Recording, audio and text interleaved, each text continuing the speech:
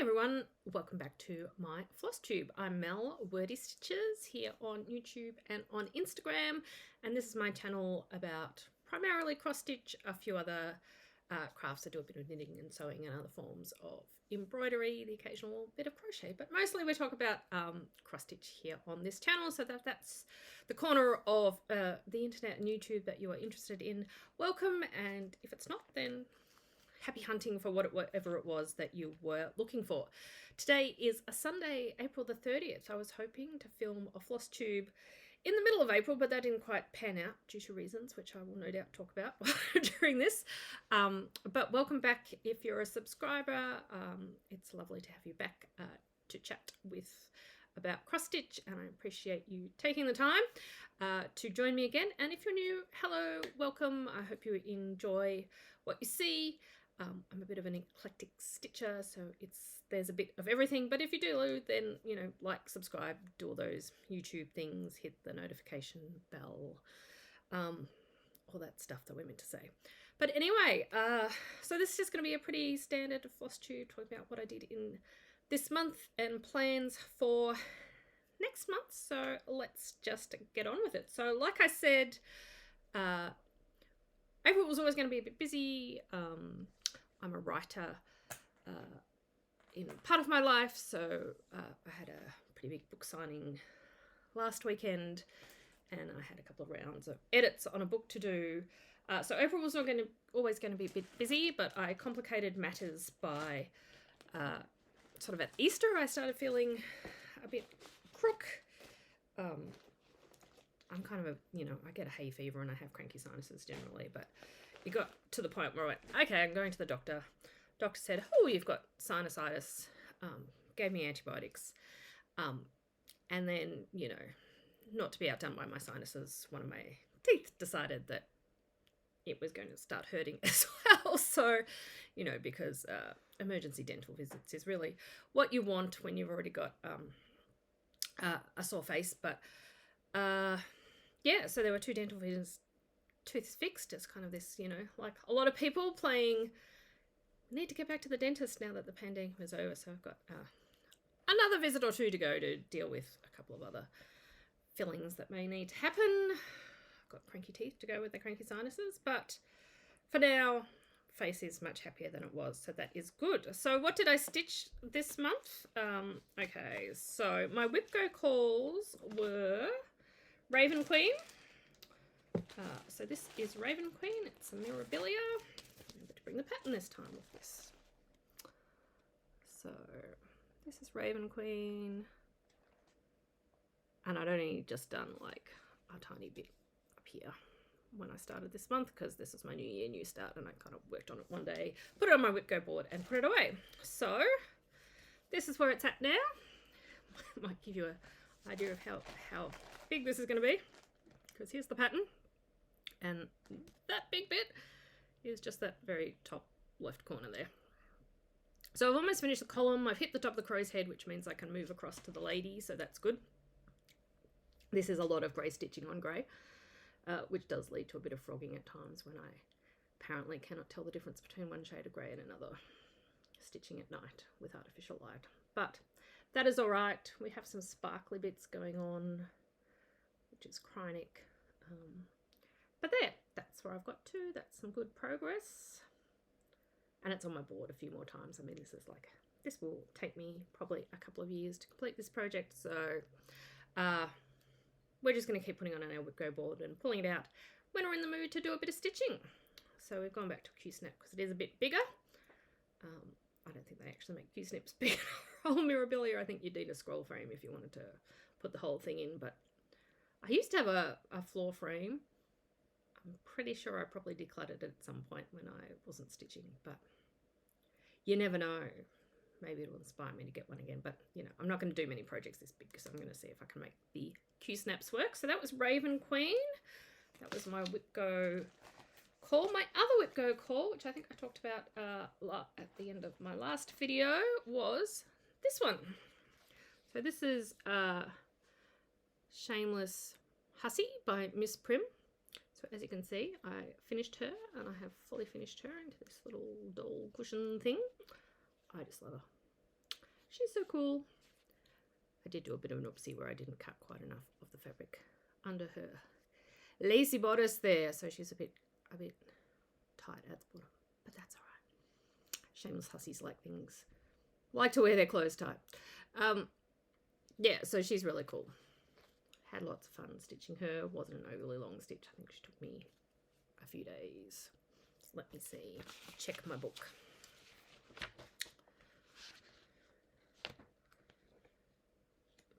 How many days? Yeah, 3 days. So not a big stitch. Like once you've done the hair, the rest of it's pretty quick. The hair's the biggest bit. So, and I used a mixture of the called for, which I think are Gentle Arts, and DMC. So I bought the skin and the cheek and the hair colour because I thought the variegation was nice in those. But I wasn't so fussed about some of the other things where you don't do that many stitches having the variegation, so I just used the DMC, which I have. So that is Shameless Hussy. And then because I wasn't feeling very well, and Raven Queen does take a little bit of concentration, and I'd finished Shameless Hussy and I was just working on my temperature library, which I'll show you in a minute, as I was going through. I just wanted something like a little bit more brainless or easy, less focus to work on. And I think I said that I had bought a couple of Carolyn Manning Designs, and one of them was Back to the Beach. So each of these blocks is like 83 by 83, and she does big designs which are all over this colour as well. But I thought I'm just going to do one of these blocks as a small to see how I like stitching them. So I'm doing this one, and this is how far I've gotten. So it is good easy stitching. You kind of work, you know, you learn what size the triangles are, and then it's just a matter of swapping colours when you need to swap colours. But each triangle or diamond doesn't take much concentration to stitch, so that's fun. So I'm enjoying that, and that will be a good one to pull out on days when I'm tired and just keep going. I think there's a Carolyn Manning, I think it's called Manning May Cell or May Manning Cell, to work on a Carolyn Manning whip or start one, happening on Instagram in May, clearly. Manning May. So now I have one that qualifies for that. I've sort of been eyeing off her patterns for quite some time. I think one of the first Flosstubers I discovered when I came back to stitching was Brenda Handwork Maniac, I think her channel is, and she was working on Beachcomber, which is the big pattern that Carolyn Manning has in sort of those sorts of colourways, and I always thought it was very pretty. So yeah, I'm doing the little one, which is good. And then lastly, we have my temperature bookshelf. So here's where we're at. I've got 2 books to go on April, so yesterday's and today's, which I'll do tonight once I know what the maximum temperature was. And then that will be done. I added, for my April knickknacks, I added the Diva Kitty because she's got a feature somewhere on my shelf. There you go. Little Diva Kitty. Another, cannot work out which way I'm going. The little ink pot with a quill to represent my signing, and then I put the flowers in on March as well. So one of the knickknacks that Christy has, so this is by Dr. Christy, who's Christy's Corner Needle, here on YouTube and on Etsy. She has a little vase of daffodils, but it's autumn rather than daffodils season at the moment in Australia. I don't think I said that. I'm in Melbourne, Australia, if you can't tell I'm an Aussie by the accent. So I sort of changed them into random pinky rose things. So that those are my March and April knickknacks, unless I decide to put anything else little in there. So we are up to date with that one. So tonight I'll finish the last 2 books and then stitch the next shelf for May. How are we up to May already? It's a little bit of a worry. Okay, so those were my April whips. Yes, I'm a writer. I can talk good, and I've just realised that I need to grab one thing. Hang on.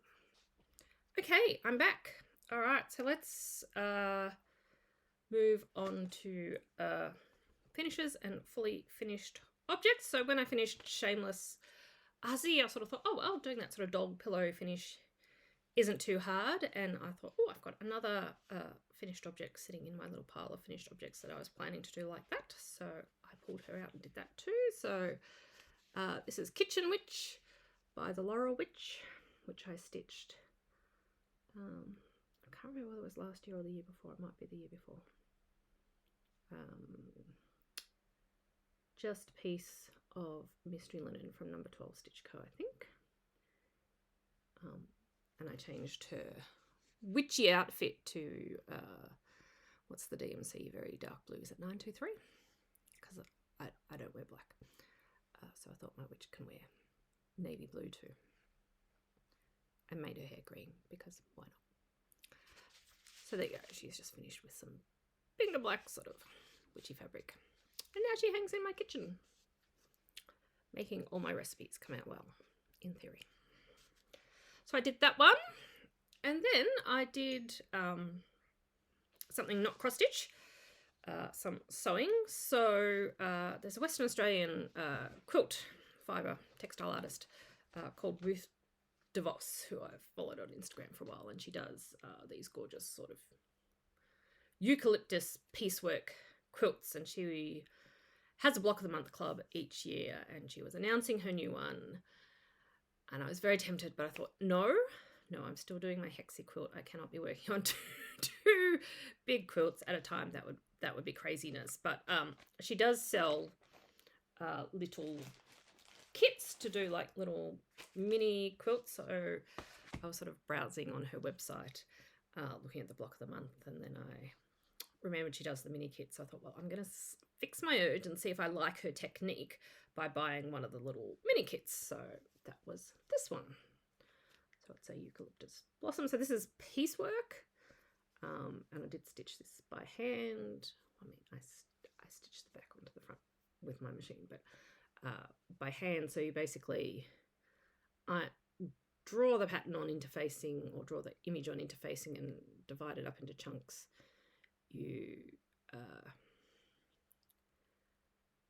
iron the relevant interfacing bits onto the fabric and cut them out, and then you you stitch them back together to make the picture. So it's kind of fun. It feels weird, and when you're doing it, putting curves together and putting little bits together, you're like, how is this going to work? And the image on the interfacing is the reverse of what comes out at the end, so it's a little bit of a brain twister, but it's fun. And you can do it by machine if you've got bigger pieces, but hand was easier for some of these teeny tiny pieces. So that was fun. So I liked it. I may yet be tempted by one of her bigger pieces. I don't know if I'd do a full side quilt, but you could do like a nice wall panel or something if you wanted to. So that was my other fully finished object for the month, which I'm going to probably just get a square frame, like a shadow box frame or something, and pop that in there, I think. So she has, she sells, I won't show you the kit because there's no, most of the pictures on the kit have the image on it, which I don't, of how you put the pieces together, so I don't want to show you that, but she sells this in her shop, which I bought, I think, when I first discovered her, which is sort of a book about how she does her technique and some of her quilts. So let me find you a picture of her lovely, lovely work. People are so clever, the things they come up with. Hang on. So she does things like that. I'll move that way.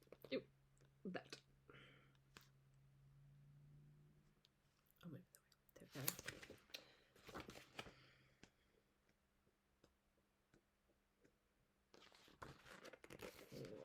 That one. That's a smaller one. Kind of like the one I just did, but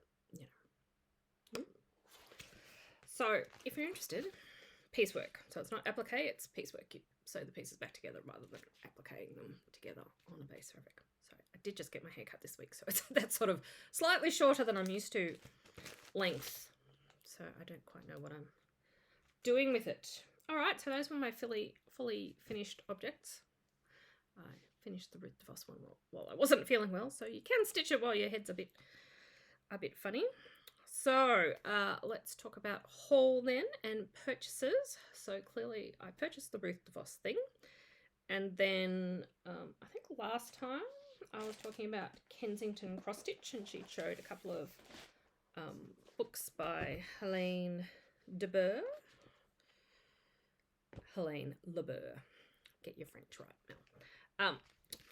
Who is a French cross stitch designer, and so I ordered 2 of them. So cross stitch alphabets, which has a lot of just truly cute alphabet designs. Like these. But I'll find my favourite one. This one. Look, little kitty faces. I will definitely have to be monogramming something with that M. How cute is that? So yes, so there's quite a few cute alphabets in that, and then the other one I bought was this one, which is Monochromes et Gemut, which I think must mean tonal or something. So it's monochrome and sort of tone-on-tone patterns.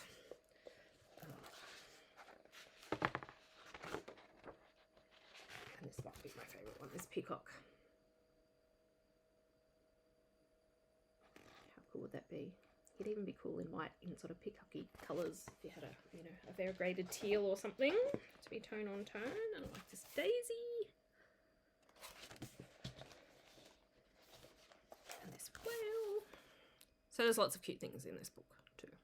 And monochrome stitching is good. It's good to have a monochrome project going on if you've got other things that are going on. With lots of colours happening, sometimes it's nice not to have to think about colour changes and just count the pattern. But yes, Kensington Cross Stitch has shown a few more of her books, and she's done some of her projects. She just did a really cute carrot one, which she made into a 3-dimensional carrot, so it's worth checking that out. So I bought those, and then what else did I buy? I realised that I was missing one of the Krynics for Raven Queen, and when I hit that colour, I was sort of kitting that up during lockdown, and I think I just couldn't get it at the time, and I had forgotten that I still needed one. So when I got to that colour, I went, I have not got that.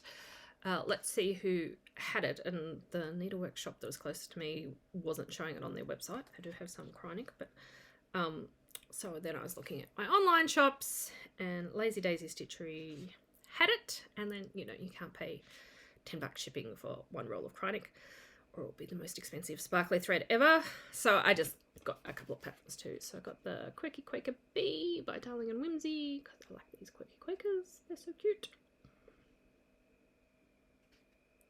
So I did the Puffin one in sort of yellow and black too, to match Puffin books. So I might put the bee with the Puffin. And then I got this one by Hands On Design, because the Santa in Sunnies I thought was quite Australian, because it's summer in Christmas, so I must be in a vaguely Christmas mood. But I just thought he was cute. So I bought those, and then, just because I'm in a bit of a Quaker mood, Blackbird Designs released their Crowns and Shields book, which I think has, I can't remember if it's 3. It's got 2 or 3 projects in it, one in 2 colorways, but also lots of cool Quakers. So it's not a big one. It's just one of the sort of booklet lengths. But we like Quakers, and they're not huge projects, so I thought I will add that one to the collection.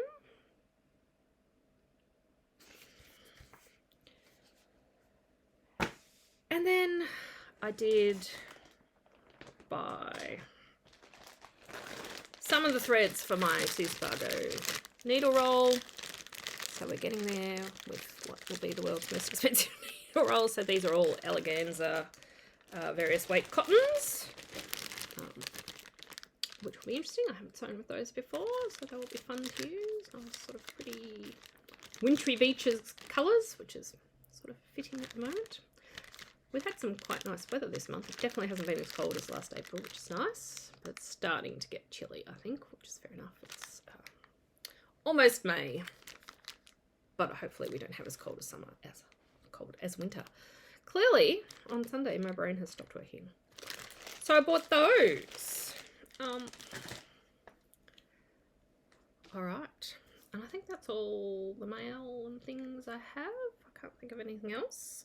So let's talk about pattern crushes, and then we'll talk about plans. Clearly this is not going to be my longest floss tube ever, but that is all right. Some months we just don't have a heap of things to talk about. So let's talk about pattern crushes, what's been cute on the internet, and that the true answer to that is many, many things. So the first one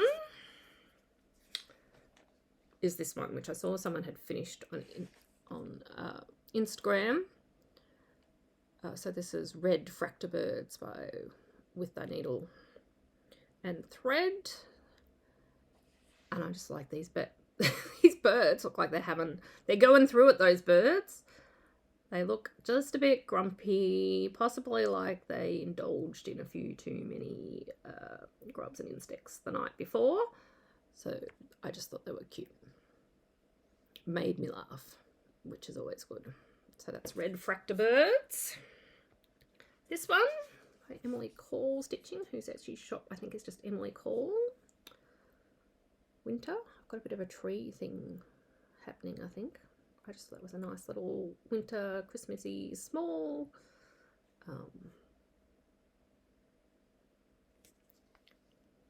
It's always interesting trying to find Christmassy sort of patterns in Australia, because you don't want full-on snow necessarily, because it does not snow here at Christmas, but and I kind of like these teals and greens and things. That one, and then this one by Infinity Bear Designs, which is called Slice of Pond. It's kind of like the top of the pond, fishies swimming in the middle, and then the bottom of the pond. I just thought it was interesting.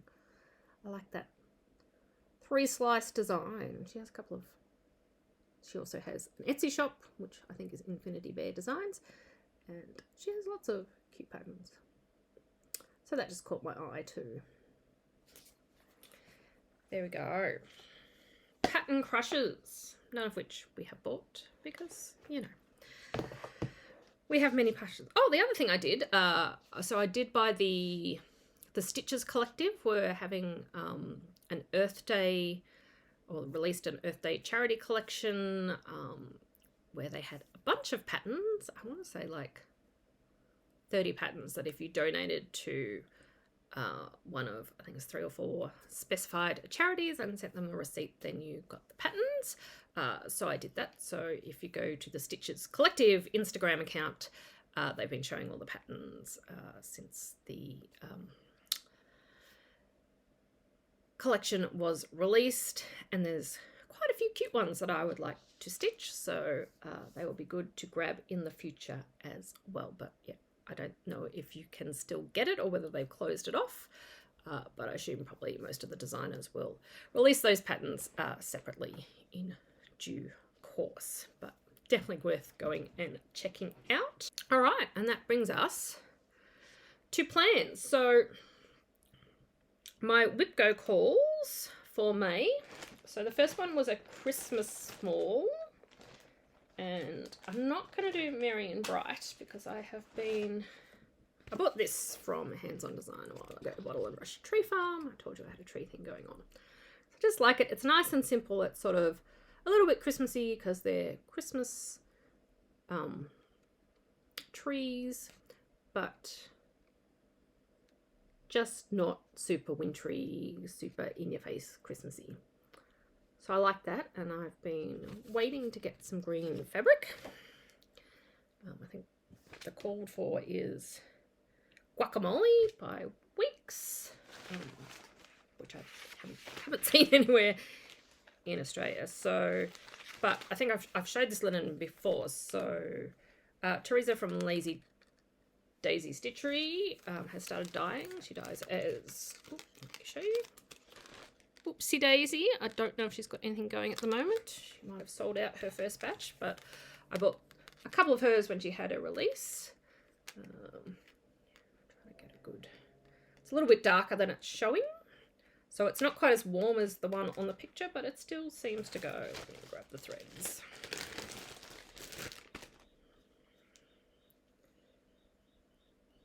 These are the threads, so I think that still works. And we'll only take up a little bit of this. This is a largish piece. So I think I'm going to do that as my Christmas small. The other option, should I be tempted, I also I bought this last year, I think this was a market release. Was it a market release last year or the year before? It doesn't have a date on it. 2021, so maybe I bought it in 2021. So it's by Brenda Duvet. I need on thread. The snowball, which has a bunch of cute snowman pictures, but I quite like these Winter Wonderland type. See, I've definitely got a tree thing going on this Winter Wonderland. Oh, over this side. My camera's doing the reverse thing. So I'd also put aside all the colours for that book at some stage. I've got them sitting there if I want to do them. So I think they also, not bad on this fabric. The greens are a bit warmer. So they're a bit more yellowy green. So you might want to sub out the two yellowy greens if I did it on this, or else you can go to like a neutrally more browny, like a platinum or something, which the original is on. But I think I'll probably do Bottle and Brush Tree Farm on this and then see how that goes and see what I am thinking. I definitely want to do a couple from the snowball as well at some point. Just have a little collection of Christmas somethings, whether I finish them as pillows or what, that I can pull out at the appropriate time of year. So that's Whitgo number 1.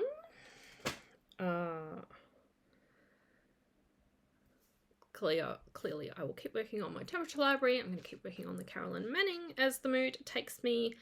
And then my second Whitgo call for the month was temperature library catch up. So I just put that on the Whitgo board a few times in case I've gotten behind or I'm behind on knickknacks and things, but I kind of did that while I wasn't feeling well. I put my March and April knickknacks in. So I'm up to date on that. So I'm not quite sure if I'm going to, normally I would swap something else in. But I was just watching Liz Matthews' Flosstube, and she is starting she's calling it a non-traditional stitch along. So, and it's on her Patreon, so you do have to, like, she's got the introductory video is free on her Flosstube that's telling you all about it, but then you would have to join the Patreon at least for a couple of months to do the stitch along. So she is taking her forest sampler, which is this one. Oh, this one, which I really liked at market, but I didn't buy it because I also have And a Forest Grew by Rosewood Manor, and I just thought possibly 2 big tree samplers is. I'm kind of having an alternative idea about And a Forest Grew, but we'll wait and see if that comes to fruition. So I thought I probably don't need this pattern because I've got another big foresty sampler to do. But what she is doing is she's kind of doing the stitch along is for like an excerpting project. So she's going to take elements from that sampler and put them together in a smaller sampler and sort of do it collage style. So you're sewing different elements on different bits of fabric and then putting them together. So it just sounded really interesting, and it's not too big, so it's only going for 2 months, and it's not going to be a massive amount of stitching, I don't think. I just thought it'd be interesting to see how a designer thinks about excerpting stuff out of one of her patterns, because as I've discussed before, there's often things in big samplers that I really like, but I don't want to stitch a whole big sampler because of lack of wall space. So I just thought that might be an interesting thing to do. So I'm going to ponder that overnight, and if I decide, I will buy the pattern, because, you know, I've got plenty of like little scrap pieces of fabric and things that I could use, and I'm sure I could have close to the call for threads. I think the original's done in needlepoint silks, but she said there's a DMC conversion, so that's what I would probably do. So I'm kind of tempted to do that. Trees again, you can see I've got trees on the brain. So that may be my plan. If I decide not to do that, then I may just put Raven Queen back on my Whip Go board so that I can keep stitching on that. But we'll see, or else I'll just focus on the Carolyn Manning for the month. But those are my plans. I don't have much else going on. I'm starting work on a new book, or going back to working on a new book now that most of the edits on the book that's coming out in June are done. So I've just got to finish a few bits and pieces on that, and that will be ready to go. And yeah, so May will be some stitching and writing stuff as usual, day jobbing, all the fun things. But yeah, so I think I will leave you there. Thank you for joining me. You know, let me know what fun things you're stitching on, and I will see you hopefully sometime in May. It should be before the end of the month, because the last weekend of May I'm actually going away with some girlfriends for the weekend, so I will do one at some point before then. But have a good one, happy stitching, and I will talk to you next time. Bye.